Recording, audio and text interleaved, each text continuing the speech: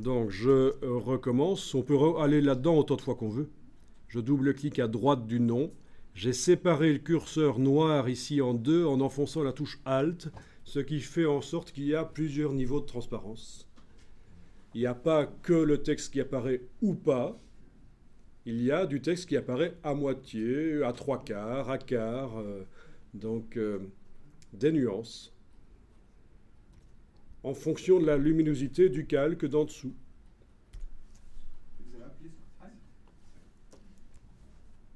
Bon, alors avec l'outil de déplacement, vous pouvez déplacer le texte,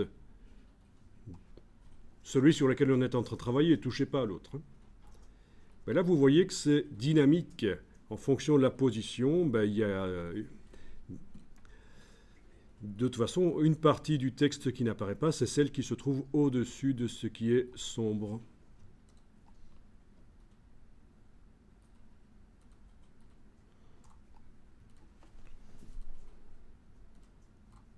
Alors on va faire la même chose pour l'autre texte. Ça va encore améliorer l'aspect. Pour l'instant, on a fait du displacement map, c'est-à-dire que le texte a été déformé en fonction de la luminosité de l'image de référence qu'on a été chercher sur le disque dur. C'est déjà pas mal, mais ce sera peut-être encore mieux si je fais en sorte que chaque fois que le texte passe au-dessus d'un endroit où c'est sombre, ben, ça devient invisible. Ah, c'est pas facile. Hein. Alors on va ouvrir le groupe là.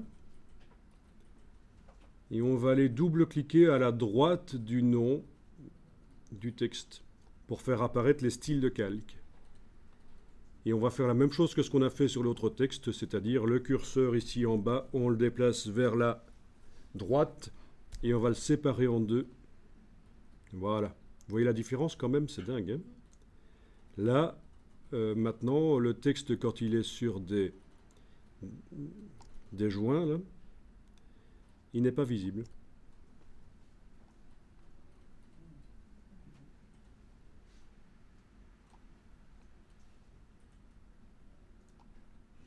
OK.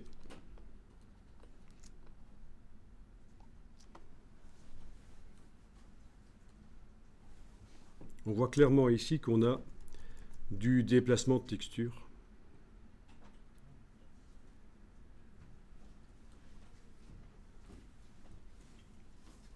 Et ça, c'est pas mal. On peut encore modifier la force de déplacement en double-cliquant sur le mot dispersion, là, le filtre dynamique. Il va nous redemander l'image de référence. Donc c'est displacement map.